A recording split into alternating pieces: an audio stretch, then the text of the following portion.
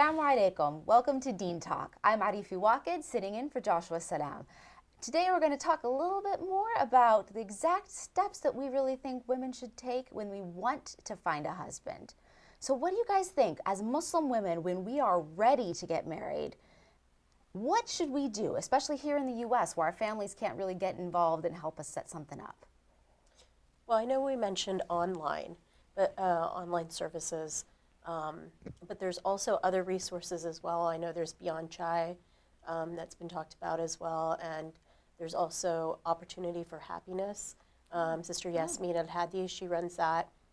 And both, one thing that I really admire about both of those organizations is they do premarital counseling and all of that as well. And so, is this at the national level? at the national level, they have their websites. Beyond Chai, I believe, is beyondchai.com. And then Opportunity for Happiness is OPP, HAP, HAPP.com.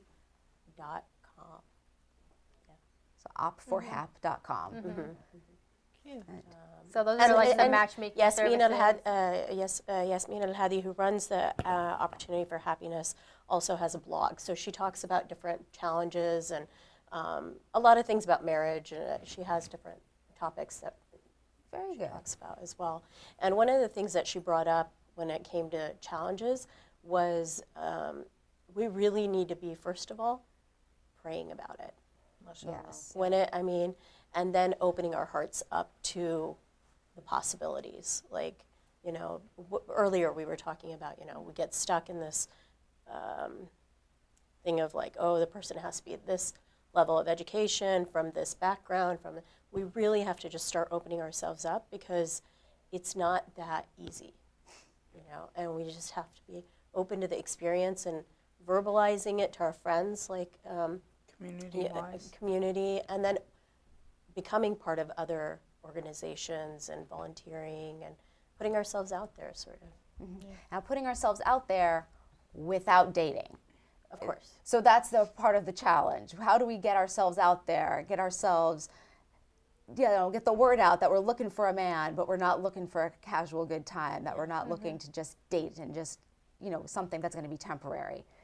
So I know you actually reached out to your community a little bit. Yeah, and I started with friends. You don't want to go up to strangers and be like, hey, I'm looking to get married. Do you know anybody? That's awkward for everybody. So yeah, start with the people you're closest to. Not just friends. First I reached out to my closest friends. Okay, these people I know aren't going to judge me. So I, texted, called a few people and said, hey, I'm looking to get married. You're in different networks. In those interactions with men, do you see anybody who's a potential? And that, because they know my personality, right? So I think that putting yourself in those situations of volunteering and doing those types of things will allow other people to notice you, so that someone could come back and say, oh, Sophia, I saw this person and he seemed like he would be a good, good connection. So yeah, making it known verbally, especially to your family, let your parents know. I did that with my parents. And going online, I know you mentioned some matchmaking services. And then there's also just strictly online dating platforms. They don't provide any other service to you, but you just kind of look at people's profiles and go from there. And so that's what I did. I met my husband through ishqr.com, and I had a really good experience. Yeah, Ishqr, ISHQR. So, and on those profiles, they make users say like what they're interested in. Oh, a friendship, marriage, or I think there was a third category. I don't remember what. So. That's one way, hopefully people are honest, right, to filter, what people are on that website for. So alhamdulillah, obviously I had a good experience. I talked to a few people that were all really respectful, and it's good to be mindful because it's online that you want to be safe, right? Not giving personal information right away or meeting them right away in private, and that's why it's important to keep the family involved, because they can, be that protector to make sure everything is running along smoothly. So now you mentioned the protector. So in Islam, we have this concept of the wali, someone who will speak on the woman's behalf and kind of have our backs and watch out for us. How do you think this really fits in with modern times when we're looking for husbands, when our families aren't necessarily as involved, when we might meet somebody out in the community that we're just interacting with at work or at school? How do you feel about this stuff? I think it's still important, even in this modern society to a certain degree, And even with Islamically, a woman who is divorced doesn't even need a wali. But what It's I've better found, to have one. I have found that it is definitely better for women to have that, because that gives less of that opportunity for anyone to be playing around, whether it be the man or the woman. Well, like when I was getting married, my father was able to ask some of the hard questions that I didn't really want to ask my fiance. Yeah. He was able to talk about things like the meher, you know, the dowry. And I don't want to talk about money with my future husband. I didn't want to be like, you know, be the one that had to talk about this stuff. That You it's don't want to just- seem like a gold digger. No, I didn't. I didn't want it to come out. It just felt awkward. So I had my dad there to kind of back me up and be like, I got this, girl. Don't worry, I got this. But there's no shame in Deen. There's no shame in So Deen. we're both single. Putting it out Yeah. there. Oh, yeah. There you go. Use, Yes, put Use it your out there. platform. There you go. Another piece also in terms of like going out and being there, but also self-care. Know yourself. I mean, I can't put enough value on that. Know what you want to see in the big picture and in the short term, and how you feel about. Be confident in yourself before going out there to start a relationship. Don't rush into things. Don't rush into things. I Take know your that, time. you know, I know we said, you know, when you said something about dating, I was like, oh, no, yeah, we don't date. But there is that first part of dating that is sort of valid to us as well, where you're getting to know the person, Of right? course. And we need to be able to do that comfortably. And oftentimes, because there is such a barrier between men and women in our messages, that makes it difficult for us to know how to have those conversations. And the more confident we are within ourselves as far as what we want and what we need, then we're able to convey it to another person and hopefully have a stronger, start off on a stronger step. Taking those. Another way you can do it, like I know that online, so you're not putting yourself into danger, or in a community, say, so you can also speak with your local imam or the person who's involved in the community and does things in the masjid, and you could say, listen, I'm looking for a spouse, or I have this person that I think is the one for me. Do you mind if we have a sit down and you can, you know, be there as that third person, so that I know I'm okay. And it's okay to ask other people for help, even if they're not in their own community. For instance, I know at the masjid I go to in Maryland, at Masjid Ibn Taymiyyah, our imam as well as our coordinators, they do marriage like meetings and things like that. And they'll have one of the sisters come and be involved, as well as the imam and maybe a brother. So it's like more of a group thing. And so the person don't feel uncomfortable and it's not like awkward. But that's an easy, safe way too if you're going to look for a spouse within the community. Get to know the community before going to rush into getting into any relationship, whether either you're looking for a wife or a husband, because just because what's looked at on the outside to people might not be the thing that's really behind closed doors. And that can be very difficult. So, I mean, me personally, I've never been in that situation, but I've heard that you should definitely. That also brings up the point that we need to support our masjids more as well. Because I know a number of masjids now require premarital counseling, but the premarital counseling should not be really ideally taking place a week before the wedding. No, they Or, should be. you know, That's a it really really good point, needs to yeah. be happening before the wedding cards are made.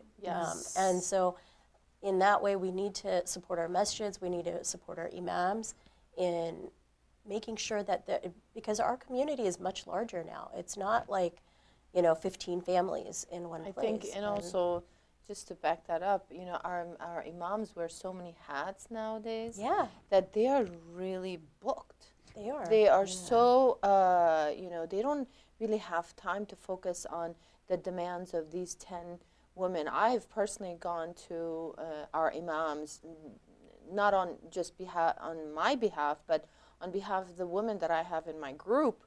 And he tells me, you know, Mariam, it's very difficult, you know, to find everyone exactly how and what they want. So I feel a lot of times, we've discussed it, I think, to even create a committee within the masajid, given that the divorce rate has escalated, given that we are having these single girls and boys having issues with marriage, to have a marriage committee within the compounds of the masjid, and that we, the masajid, become a means of these boys and girls meeting, that our Friday khutbahs are done, that we focus our khutbahs in family issues and family community related issues that we're having, and to have Saturday nights or Sunday nights chat or coffee tea type Like of open socials. social so that they can be in a safe grounds, to promote this healthy contacts to be made within places where the parents can feel safe that their girls and their boys are meeting the right people. I agree with that, because the imams do get overwhelmed, and then they can only be stretched so far, just Absolutely. like anyone else Right. that has Right. a lot on their plate. And like you said, even if it's not a big committee, have one sister or two sisters and two brothers who can volunteer their time, and they'll be the ones that are going to reach out to the contacts. You can either have a form, like a referral form. You put down what you're looking for. This is A, B, and C. Question 1 to 5. Like Like outside speed the dating, box. almost. Exactly. It's not. Yeah, but you're outside the box. So then these are the things, and then you'd be like, okay, here, Miriam's looking for this, and Eric is looking for this, or Josh is looking for this, and then you could be like, okay, hey, Miriam's looking for this thing, and then and you go down, and then you'd be like, okay, maybe this is big, maybe we can get them together. So you brought a very, excuse me, I don't want to butt in, but That's just want to point out that on paper, some people can Right. match perfect. Yeah. And then you meet that individual and there's no click. But that's But that's yes, true. so as a matchmaker, probably, yes, you do look at the paperwork and you're like, okay, age compatibility, maybe this and that and that. Okay, they match, let's create a forum for them to meet. But then sometimes they don't, and you don't Yeah. feel it, and she doesn't But feel it, that and could that's fall it. into That's like the an end. age category, like you, Yeah. like the sister said, like I believe we were talking during break, where she said that you have categories. So say you're looking for someone who's going to marry from the age of, say, early 20s on to like 30s, 32, 31. Then you have the older group. Right. It doesn't mean that we're matching them up, but we could say, okay, well, this is the gathering we're having. We're picking 6 people to come Friday Right. night, and it's for like an hour just to have a social in this age group. Ages 20 to 27 can come to this group. Then the following day or next week, we're going to have this group. But if women and brothers see that the community is backing them up and it's not a stigma, Being proactive. Then- yes. and yes, if it's not definitely. a stigma to be divorced or to be a widow, it's the same thing as being a widow. Yes. Or Like, even if absolutely, yeah. it's just, it's not a stigma to be actively Active looking. looking. It's not a Actively stigma looking. to I be think putting that's a yourself big- out Yeah. there. Right. And we Yeah. go back to Khadija's radiallahu anha story, that she was proactive in her marriage. Right. And there's no Exactly. shame in Deen. I really mean that in the fullest And, sense. and we really do have an epidemic in terms of like women from 30 onwards. We have, it's so hard.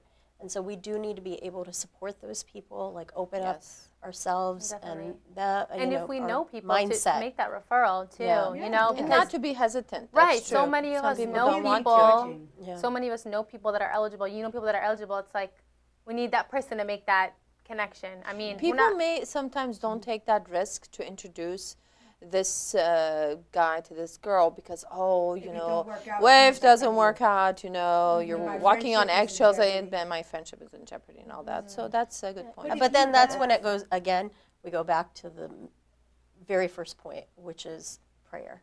Yes. You got to pray. Yes. You, Right. as the person Make- who's yeah. facilitating it, Istikhara, you, the for person sure. who's looking for it, everyone's got to be praying. I pray for my daughter's 8 years old. I've been praying for her since the day she was born, and from my heart, that. and my son too. Really, honestly, yeah. because it's a trying time. I think every community comes with its challenges, and for us is I think marriage is like the greatest challenge. Yeah. I think the marriage that. crisis just doesn't exist over here in the West. I think it's overall It's everywhere. everywhere. It's in the Middle East. I mean, I go to, Really? yeah. And You would it's assume not it's out- easier because it's like, oh, there's so many Muslims, It's not. right? It's not. But There's a especially growing for, problem. Wow. like, I have a wonderful friend who is she's a dentist. She's so accomplished. She's gorgeous. Over 30, unmarried. And Yeah. not because she doesn't want to be married, You're right. because of the men that are intimidated, because of Yep, there was a Yeah. the issues of family being picky, because of issues of Can she have cultural children, issues. or- Can she even have children? Of course, I assume she can. Does she want to have children? Is she going to prioritize the children now that I'm, because she's so educated? And Or these she are gonna be a all. stay-at-home mom, or is she gonna raise the kids and work? All those are tied in. So it is a challenge. It is a challenge for all of us. It's a challenge for all of us who want to get married. It's a challenge for those of us who are looking to get married. It's a challenge in terms of culture. It's a challenge in terms of education. It's a challenge in terms of trying to figure out how we all fit together. It's a challenge in terms of just finding another Muslim in the same room to talk to even have this possible connection with. But we've got some great suggestions. We've got some great websites. We've got some great community outreach ideas. And I think we've come up with some pretty good stuff. And stay positive. Stay Definitely. positive, Just remember, definitely. Pray. And Pray, pray. pray. Because Pray. Allah's in Hard. charge of everything. And Absolutely. Keep your intention. Yeah, Yeah. you marry the person you're gonna marry. All right, thank you very much, ladies. thank you. you. Thank you.